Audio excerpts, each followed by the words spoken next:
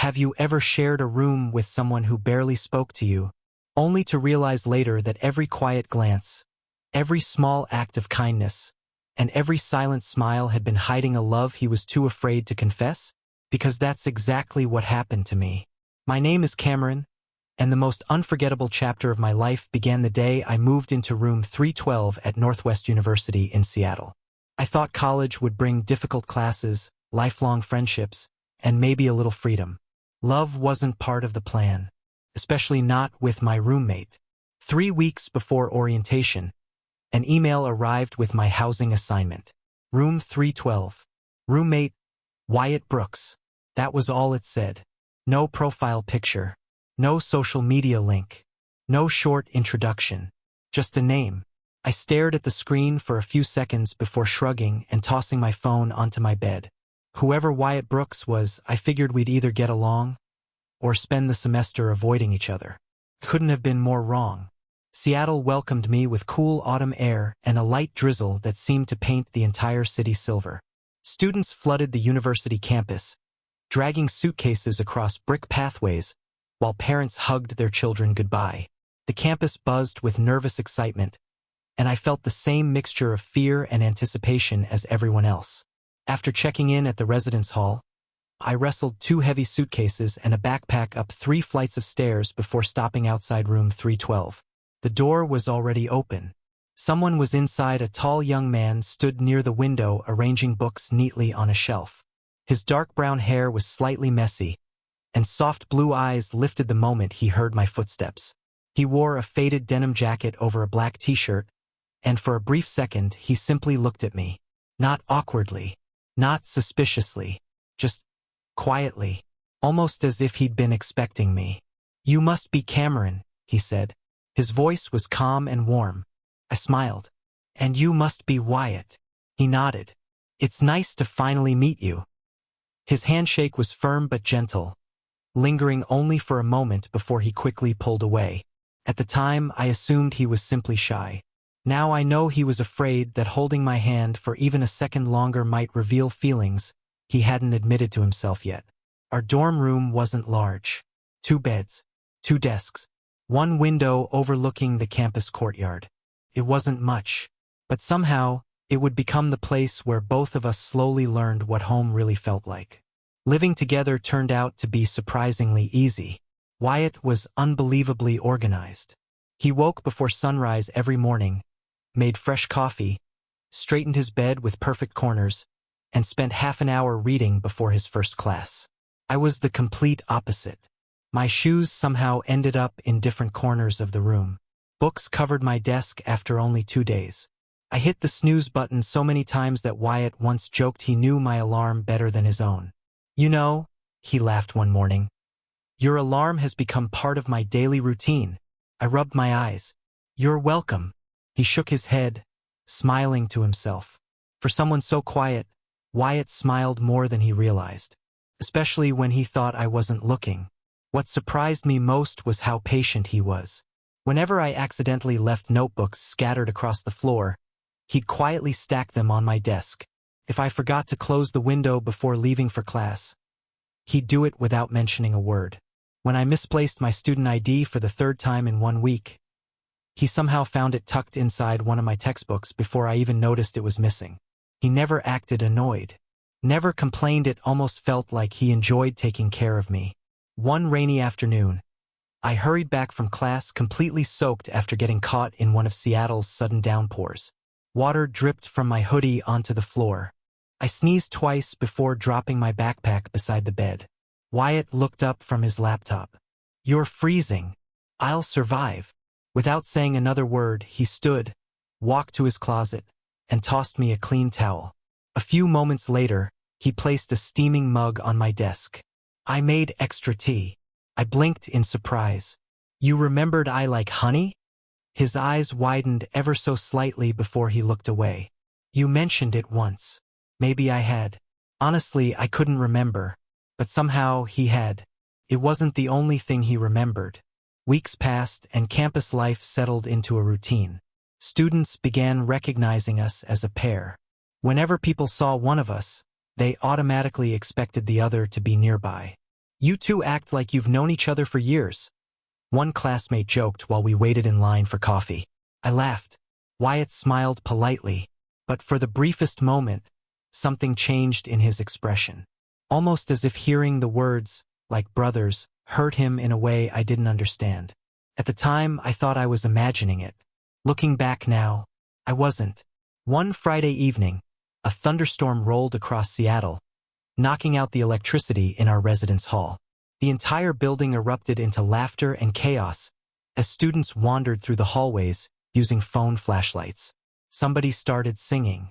Someone else complained about losing an online game. A group down the hall lit candles even though they definitely weren't supposed to. Wyatt and I stayed inside our room, watching flashes of lightning brighten the darkness every few seconds. I gæst studinges over. I joked. He laughed quietly.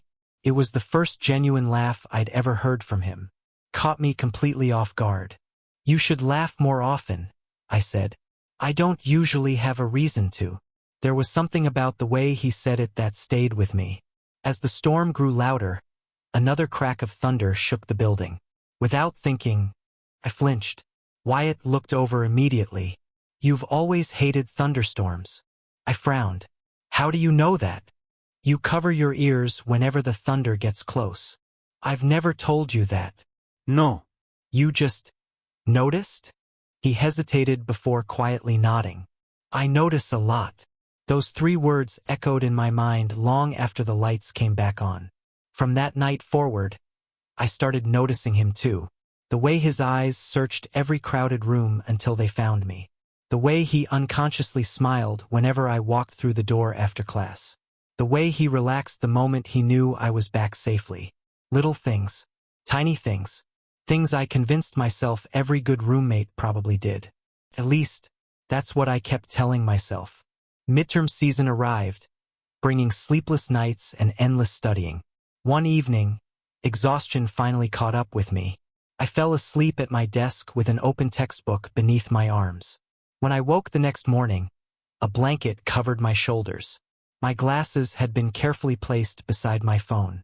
My desk lamp was turned off, and someone had tucked a bookmark exactly where I'd stopped reading. Across the room, Wyatt appeared to be asleep, or at least pretending to be. I smiled to myself. Maybe I'd simply gotten lucky. Maybe I'd been assigned the kindest roommate on campus. What I didn't know was that Wyatt had stayed awake most of the night making sure my fever hadn't returned after studying for nearly 18 hours straight. Before finally lying down, he'd looked across the room at me and whispered words I was never supposed to hear. I wish I could tell you how much I love you. At that moment, I believed I had found my best friend. I had no idea that the quiet boy sleeping only a few feet away had already given me his heart. And he planned to keep it a secret, even if that secret broke his own. By the time autumn settled over Seattle, sharing a room with Wyatt had become the most comfortable part of my life. College was exactly as stressful as everyone had warned me it would be. Professors assigned more reading than seemed humanly possible, deadlines appeared out of nowhere, and the campus library slowly became my second home. But no matter how exhausting the day had been, I always looked forward to walking back into room 312, because somehow, walking through that door always felt like coming home. The room usually smelled of freshly brewed coffee mixed with the scent of cedarwood from Wyatt's favorite candle. Every evening, he opened the window just enough to let the cool Seattle air drift inside, while soft music played quietly from his laptop. You know, I teased one afternoon, dropping my backpack beside my bed. You've officially turned this room into the coziest place on campus. He smiled without looking up from his book. I'll take that as a compliment. You should. I wasn't trying. I know. That's the impressive part. His laugh was quiet, but hearing it somehow made my entire day better. One Thursday afternoon, I rushed into the room carrying a stack of textbooks balanced far too high in my arms. Predictably, I made it exactly 3 steps before everything crashed onto the floor. Books scattered everywhere. Papers floated through the air. Wyatt looked over his shoulder and couldn't hide his grin. That's becoming a habit. I prefer to call it dramatic entrance. He walked over and knelt beside me, helping gather my books. I think the floor knows your textbooks better than your desk does. You've been waiting to use that joke, haven't you? For at least 2 weeks. I laughed so hard I nearly dropped the books again. As he handed me the last notebook, our fingers brushed together. Neither of us moved. His blue eyes met mine. For one quiet moment, the entire room seemed to disappear. Then laughter echoed from the hallway outside, breaking whatever invisible spell had settled between us. We quickly looked away. Neither of us mentioned it. But something had changed. I could feel it. A week later, the university hosted its annual fall festival. Colorful lights stretched across the campus lawn. Local food trucks lined the walkways. Live music echoed through the evening air. And nearly every student seemed determined to stay out long after sunset. You should come, I told Wyatt while pulling on a hoodie. I wasn't planning to. Then your plans just changed. He looked at me with a raised eyebrow. Was that a request? No. An invitation? Still no. He laughed. It sounded suspiciously like an order. It absolutely was. He shook his head with an amused smile. I don't know why I always listen to you. Because deep down, you know I'm usually right. Usually? Fine. I grinned. Sometimes. The festival was even more beautiful than we'd imagined. Golden string lights hung between tall maple trees, while students wandered from booth to booth carrying hot chocolate and caramel popcorn. Music drifted through the crisp autumn air, mixing with laughter from every direction. For someone who claimed he didn't enjoy crowds, Wyatt never wandered far from my side. It wasn't obvious. He simply always seemed to end up wherever I was. When I stopped to watch a band perform, he stopped beside me. When I grabbed tacos from a food truck, he somehow appeared in line behind me. When I tried winning a stuffed bear at a carnival booth, I failed miserably. 3 times. The game operator chuckled. Tough luck. Wyatt quietly stepped forward. My turn. The man handed him 3 rings. With effortless precision, Wyatt landed the winning toss on his very first attempt. The operator handed him a soft brown teddy bear. I stared at him. You're telling me you could do that the whole time? He shrugged. Maybe. You let me embarrass myself. I thought you were having fun. I was. He held the bear out toward me. This belongs to you. You won it. I won it for you. I looked at the teddy bear, then back at him. Something warm settled quietly inside my chest. Later that evening, we found an empty bench beside one of the bonfires. Students gathered around roasting marshmallows, while an acoustic guitarist played slow songs beneath the stars. For several minutes, we simply watched the flames dance. You seem happier tonight, I said. I am. What changed? He looked at the fire before answering. You asked me to come. For simple words. Yet somehow they carried more meaning than they should have. As the temperature dropped, I rubbed my hands together. Without saying anything, Wyatt removed his jacket and draped it over my shoulders. What about you? I asked. I'm fine. You'll freeze. I doubt it. I pulled the jacket tighter around myself. You always know when I'm cold. He hesitated. Eva noticed. Again. Those same words, I noticed things. For reasons I couldn't explain, hearing them now made my heart beat just a little faster. A few days later, everything changed. I caught the flu. 1 minute I was sitting through biology class. The next I could barely stay awake. By evening I had a high fever. Wyatt barely left my side. He skipped a study group to take me to the campus health center. He picked up medicine from the pharmacy. He made homemade chicken soup using a recipe his grandmother had taught him. Every few hours he'd quietly ask the same question. How are you feeling now? At 2 in the morning, I woke to find him asleep in the chair beside my bed. A blanket had slipped from his shoulders. His textbook rested open across his lap. He'd been studying while making sure I was okay. Wyatt, I whispered. His eyes opened almost instantly. You need anything? Were you watching me? He rubbed the back of his neck. I wanted to make sure your fever stayed down. You should have gone to sleep. I couldn't. You have class tomorrow. I know. You'll be exhausted. He smiled gently. Worth it. Those 2 words stayed with me long after I recovered. Nobody had ever cared for me like that before. Not because they had to, simply because they wanted to. Once I finally felt better, I insisted on taking Wyatt out for dinner. My treat, I said. You don't owe me anything. I know. So why? Because I want to.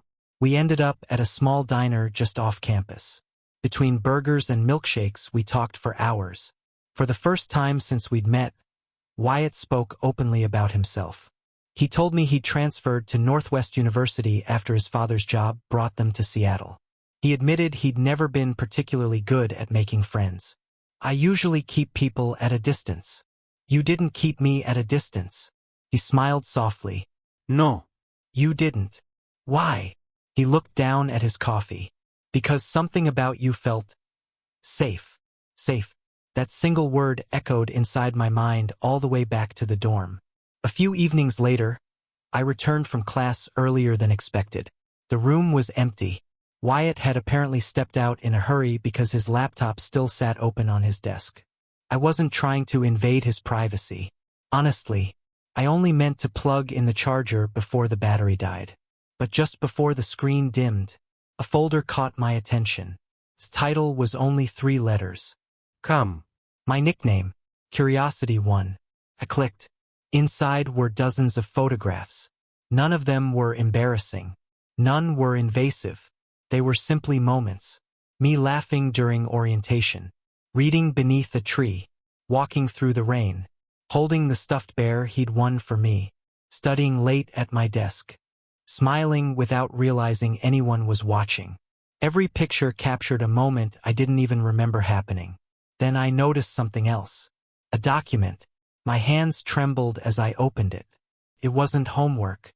It wasn't class notes. It was a letter. One Wyatt had never intended for anyone to read. It began with 3 simple words. Dear Cameron, as I continued reading, my heartbeat grew louder with every sentence. He wrote about the first day we met, about every quiet moment we'd shared, about falling in love with me when he never meant to, about convincing himself that staying silent was the only way to keep me in his life. The final line stole the air from my lungs. If I ever tell you how I feel, I'm afraid I'll lose the best friend I've ever had. Before I could process what I'd just read, the doorknob slowly turned. Wyatt walked into the room. His eyes immediately landed on the open laptop, then on my face. He didn't have to ask. He already knew. I'd discovered the secret he'd spent months trying to hide. Neither of us spoke. The silence between us was heavier than any conversation we'd ever had. And for the first time since we became roommates, I realized the biggest change in our lives wasn't about to happen because of college. It was about to happen because of love. The silence stretched so long that I could hear the ticking of the small clock on Wyatt's desk. Neither of us moved. Neither of us looked away. His eyes drifted from the laptop screen to my face before quietly falling to the floor. You read it. His voice was barely above a whisper. I nodded. I'm sorry. He gave a small, defeated smile. No. I'm the one who should be sorry. He stepped inside and gently closed the door behind him. The soft click echoed through the room. I never wanted you to find out like this. For a moment, I searched for the right words, but there weren't any. Instead, I simply stood there, watching as Wyatt walked toward his closet and pulled out an empty duffel bag. My heart sank. What are you doing? He didn't answer immediately. He folded one of his hoodies with careful hands before placing it inside the bag. I think it's better if I move out. What? I already know how this ends. His voice remained calm, but I could hear the pain hidden beneath every word. You deserve a roommate who isn't secretly in love with you. I stepped closer. Wyatt, I don't want to make things uncomfortable. You haven't. You don't have to pretend. I'm not pretending. He continued packing. Each shirt he folded felt like another piece of our life together disappearing. Without thinking, I reached out and gently caught his wrist. He froze. His breathing became uneven. Look at me. Slowly he lifted his eyes. There were tears waiting there. You don't have to leave. He searched my face as though he expected to find pity. I don't. I shook my head. I never said I wanted you gone. You didn't have to. I was surprised. I know. I wasn't expecting any of this. His shoulders dropped slightly. But I took a slow breath. I'm not afraid of you. His expression softened. You're not. No. What are you feeling then? I smiled faintly, confused. That made him laugh through his tears. I guess that's fair. I've been trying to figure something out ever since I read your letter. What? Why your confession didn't scare me. The room fell silent once again. Only this time, it wasn't an uncomfortable silence. It was filled with possibility. That night, neither of us slept. Instead, we sat on opposite beds talking until long after midnight.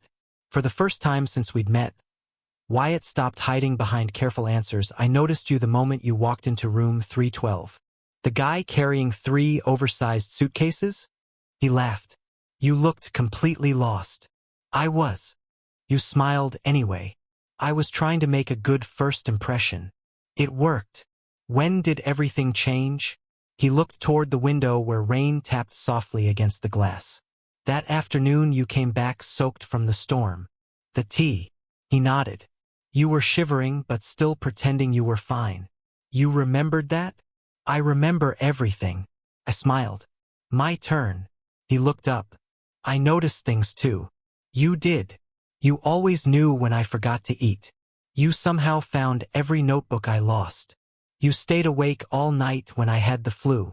You remembered my coffee order after hearing it once. And, I paused. You always looked for me. His cheeks turned pink. I didn't realize it was that obvious. It wasn't. So how did you notice? I smiled. Because I started looking for you too. For a moment, neither of us spoke. Then Wyatt quietly asked the question he'd probably been asking himself for months. Do you think maybe you've been feeling something too? I looked down at my hands. I don't know when it started. Neither do I. I just know that the thought of you leaving. I looked back into his eyes. Hurt a lot more than I expected. His lips curved into the smallest smile. That's a good sign. It probably is. Over the next week, everything changed. At the same time, nothing changed. We still woke up in the same room. Still studied together. Still argued over whose turn it was to buy groceries. Still laughed over terrible cafeteria food. But every glance lingered a little longer. Every smile carried a meaning that hadn't existed before. One evening while studying in the library, I caught myself staring at Wyatt instead of my textbook. He was completely focused on reading, occasionally brushing his hair away from his eyes without realizing he was doing it. I smiled to myself. What? I blinked. What do you mean? You're smiling. I am. You've been staring at me for at least 30 seconds. Heat rushed to my face. I wasn't staring. He laughed. You definitely were. Maybe a little. His smile grew warmer. I don't mind. A few days later, the university hosted its annual winter gala. The ballroom was decorated with thousands of tiny white lights that reflected across polished wooden floors. Students arrived wearing suits, dresses, and formal gowns. Wyatt adjusted the sleeves of his navy blue suit while looking into the mirror. You clean up pretty well. He smiled. So do you. I've never seen you wear a tie. I had to watch 3 tutorials before I figured it out. I laughed.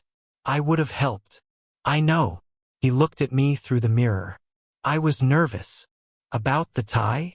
He smiled. No. You. Walking into the ballroom together felt strangely natural. Music drifted through the room while couples slowly danced beneath hanging lights.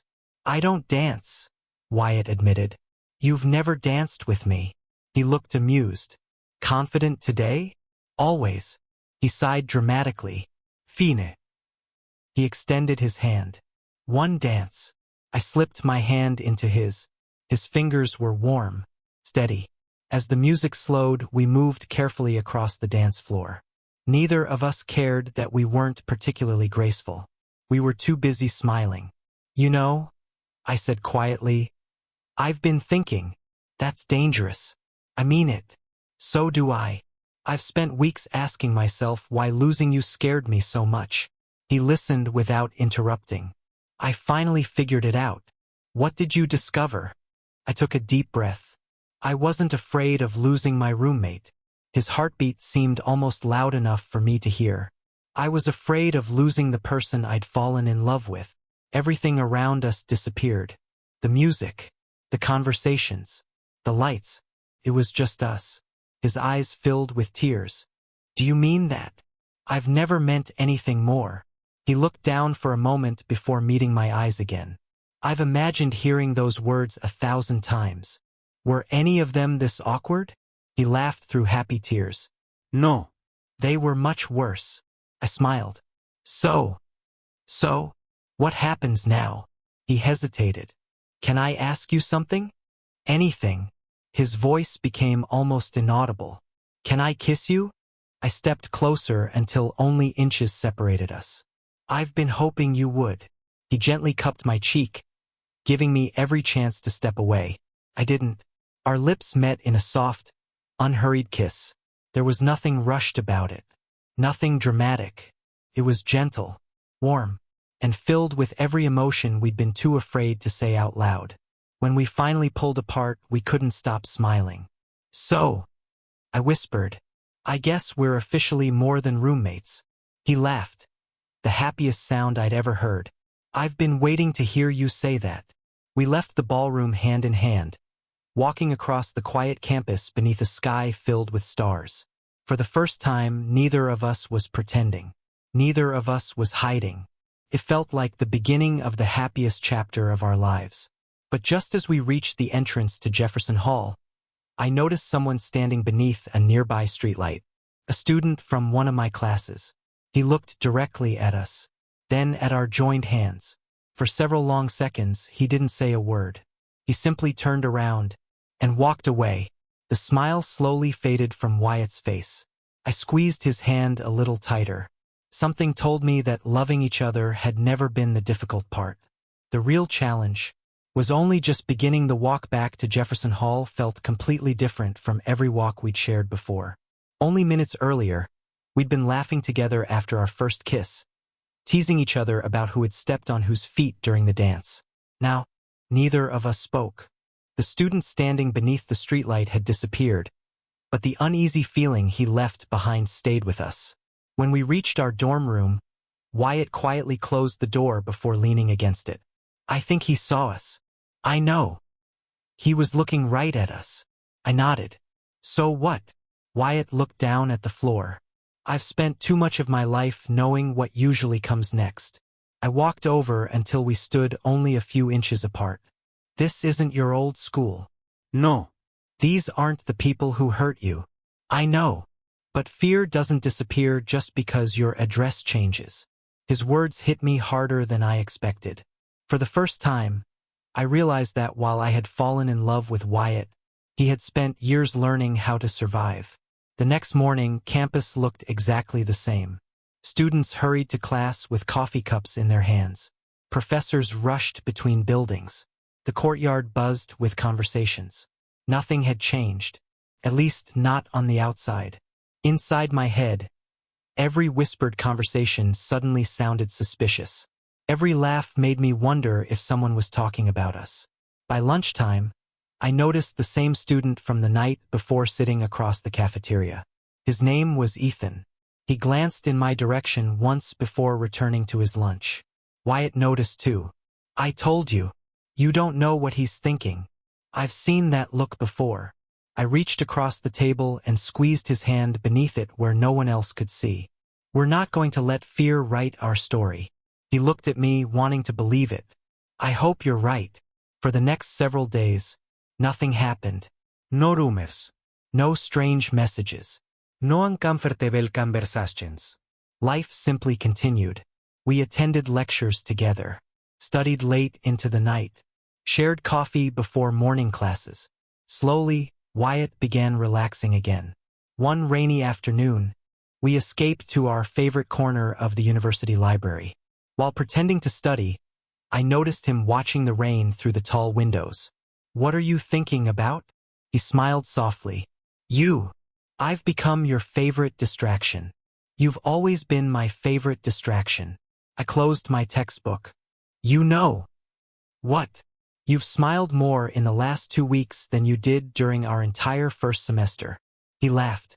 I guess I have. I like this version of you. I like him too. His smile slowly faded. I just wish I trusted happiness a little more. You will. How? One day at a time. A few days later, my phone buzzed during economics class. It was a message from Wyatt. Can you come back to the dorm as soon as class ends? Please. My stomach immediately tightened. Wyatt almost never used the word please. I hurried back to Jefferson Hall without even stopping for lunch. The moment I opened the door, my heart dropped. His suitcase was sitting on the bed. Half full. Again. No. He looked up slowly. I didn't know how else to tell you. Tell me what? I requested a room transfer. I stared at him. What? I think it's better this way. For who? For you.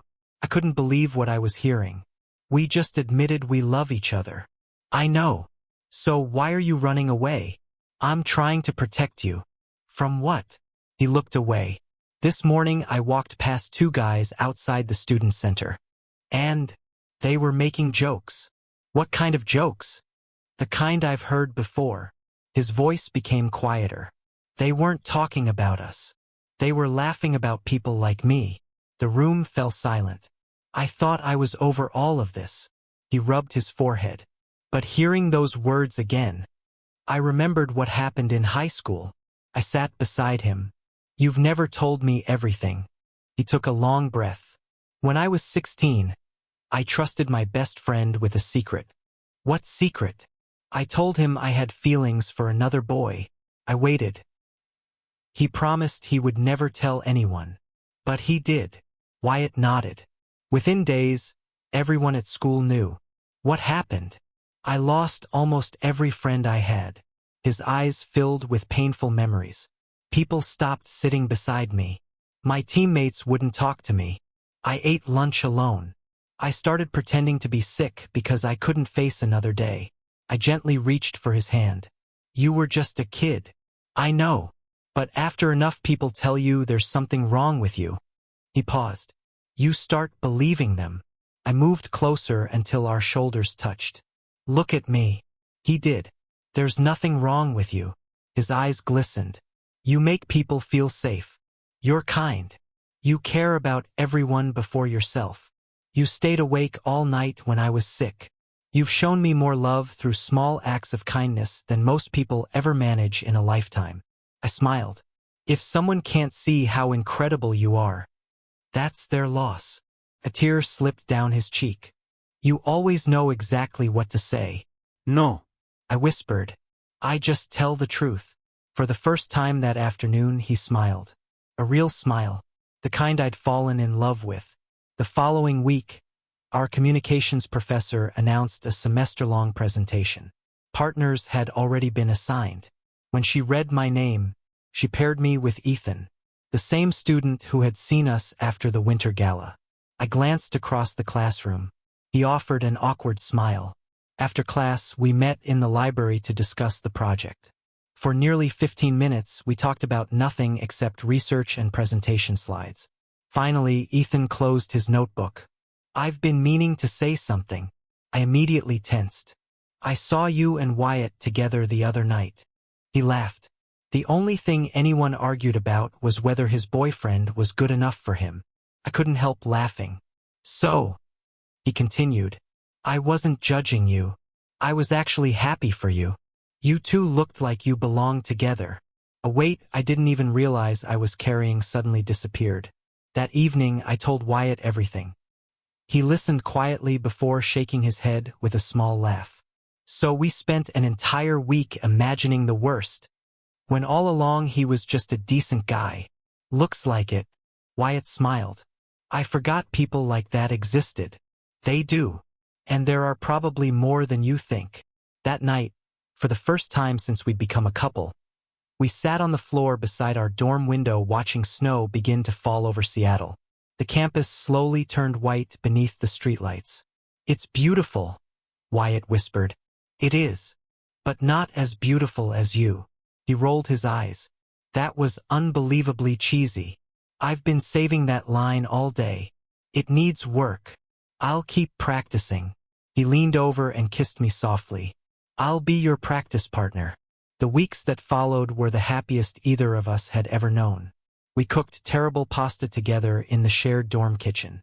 Stayed up watching old movies wrapped in the same blanket. Studied until sunrise during finals week.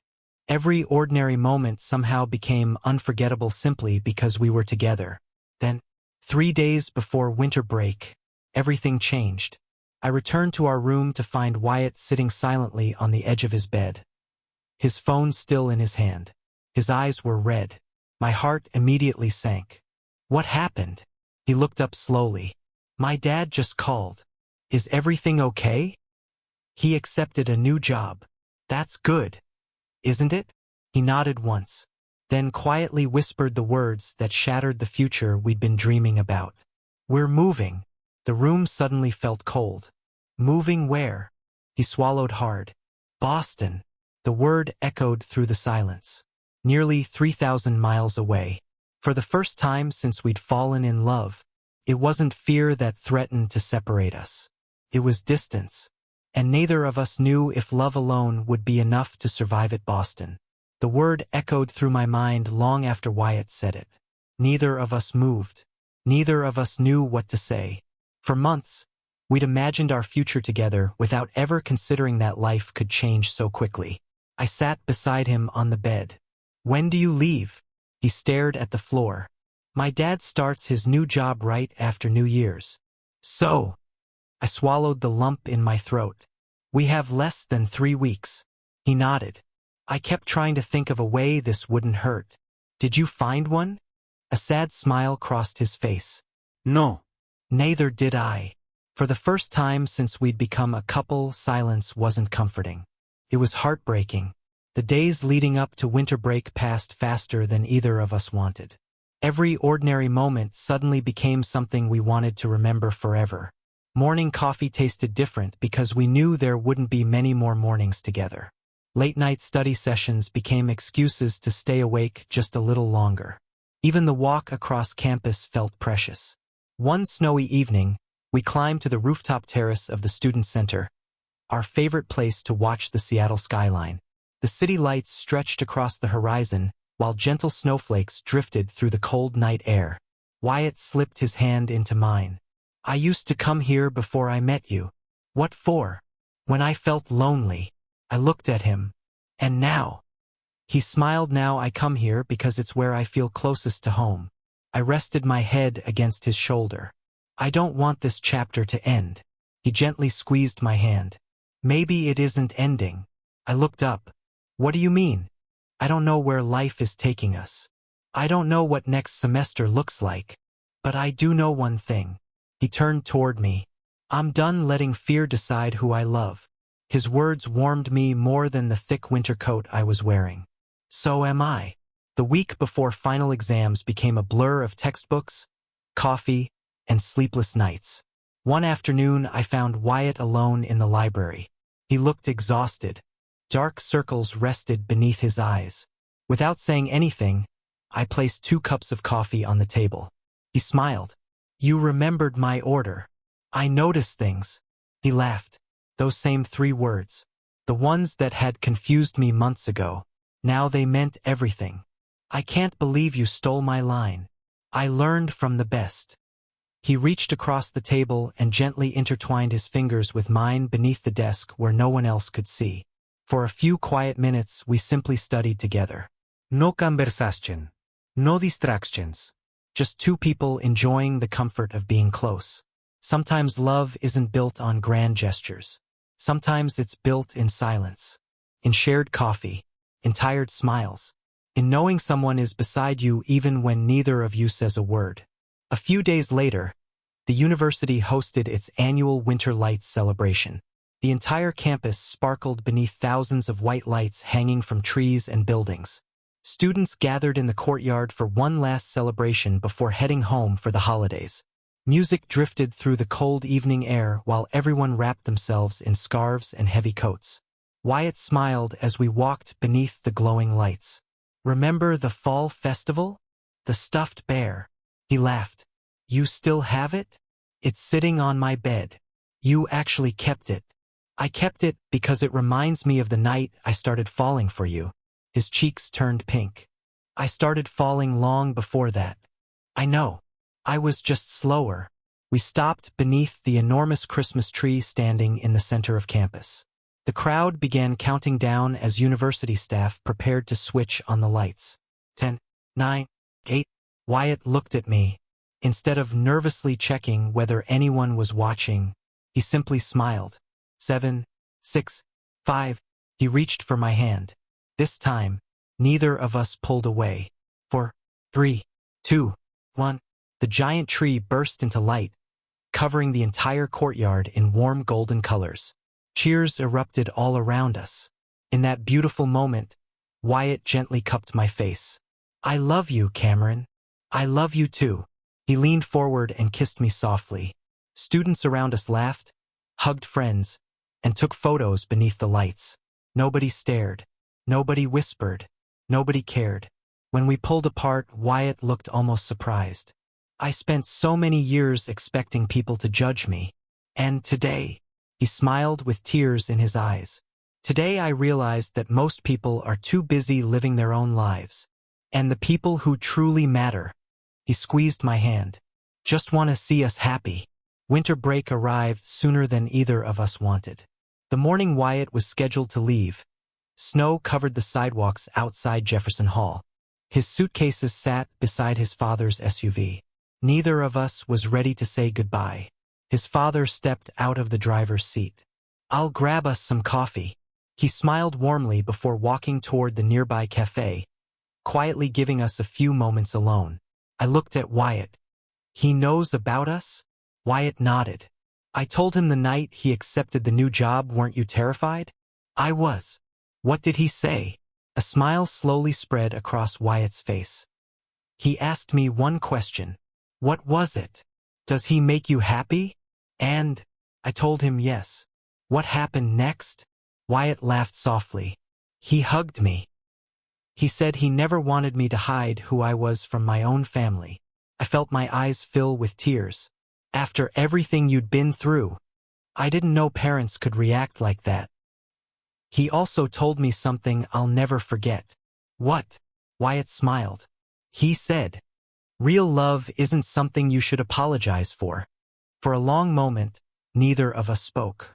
Then I wrapped my arms around him. So this isn't goodbye. He smiled. No. It's just, see you soon. Watching his car disappear down the snowy street hurt more than I expected. The campus suddenly felt much quieter. Room 312 felt too big. Too empty. His coffee mug still sat beside the sink. His favorite novel remained on the bookshelf. The stuffed bear rested against my pillow. Every little thing reminded me of him. The distance wasn't easy. We called each other every night. Sometimes we studied together over video calls. Sometimes we watched movies while texting our reactions. Sometimes we fell asleep with the call still connected because neither of us wanted to hang up. Love wasn't becoming weaker. If anything, it was becoming stronger. Then, one cold afternoon in January, my phone rang. Wyatt. I answered immediately. Hey! His voice sounded different. Excited. Cameron. What happened? You need to come outside. I frowned. What? Just trust me. Confused, I hurried out of Jefferson Hall. The cold air hit my face as I stepped onto the front steps. Students crossed the courtyard carrying backpacks after their first day back from break. Then, I saw him, standing exactly where we'd first met months earlier. The same denim jacket, the same shy smile. Only this time, he wasn't holding a suitcase to move away. He was carrying one to move back in. I ran toward him without thinking. He barely had time to set his bag down before I wrapped my arms around him. He laughed as he held me tightly. I missed you. I counted every single day. I finally pulled back enough to look at him. I thought you moved to Boston. My dad changed his mind. What? He turned down the transfer. I stared at him in disbelief.